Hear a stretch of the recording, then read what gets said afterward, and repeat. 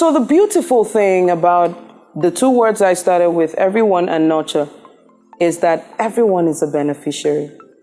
How can you not feel burnout as a parent?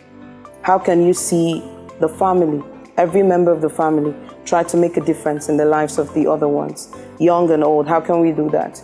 The other thing I really like about the concept of nurture is that everyone is given permission to grow, including mom, including dad, and everyone else. But what I really think that I really want to happen is that everyone is nurturing everyone. Society has changed. We work a lot, we're not at home. How can we make sure that even when we're not at home, our children have a culture of nurturing each other, of being genuinely interested in each other? That's what the focus for this week's conversation is about. And I really want you to think about your home and some of the things that you're doing that is making your children think you're Superman, you don't need help, they don't need to support you, that when they throw things around in the house, they can't see through that it's going to take you effort to piece it together after a long day.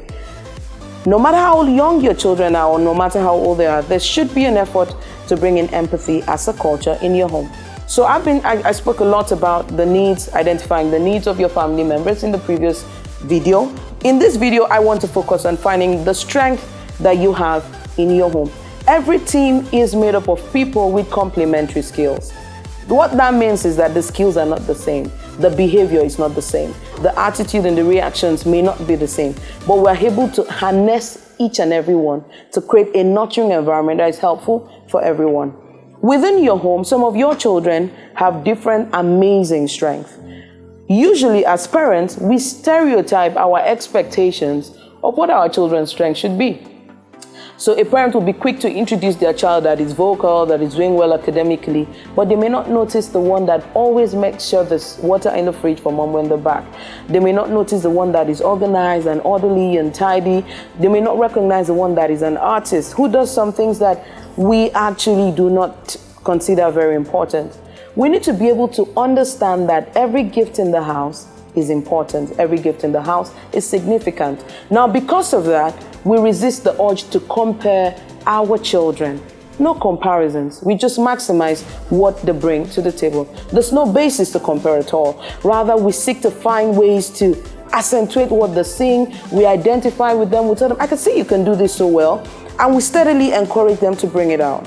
So I usually like to be as practical as possible. We're saying a whole lot of things, but I would like you to do an activity that helps you understand what it is you have in your home.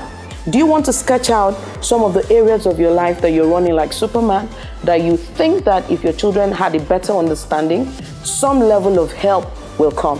If you spoke with them, not just once in a whole month, in how many months or how many years, if you spoke with them, not from the place of your personal frustration, but just in a place of helping them connect, that it will go a long way. Do you want to make that list? Do you also want to sit down and say, what possibly could my children's needs actually be? Make another list that looks like that. And then finally, begin to write out all those things that your children can do effortlessly. So I have two daughters. One of my daughters is an artist. She loves to paint and do all of this stuff. So when it's people's birthday in the house, that's the go-to person. And we're always excited to see what she can do, bring in butterflies on cards, write this amazing stuff the best she can. And we always make sure we show appreciation. Then I have my amazing 4-year-old. She's your cuddle, playful little girl. If you don't see her energy as an asset, I can assure you, you won't look forward to her jumping at you after work. But do you know what I have learned?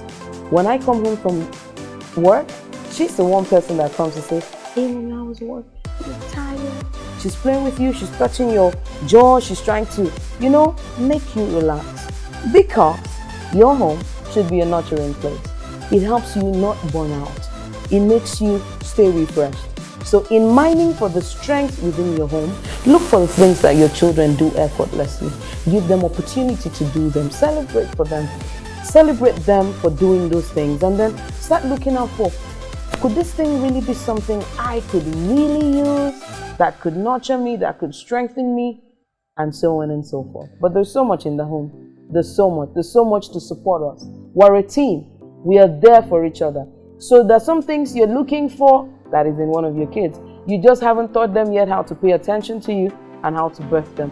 Or you haven't acknowledged that what they're doing is really good for me. is good for you. So I have acknowledged that I love the way my little girl comes at me. I find it really therapeutic when she's giving me all those cuddles and pecks and kisses. Mind shift, I understand, because we're teen, she has something that I need for my journey as her parent.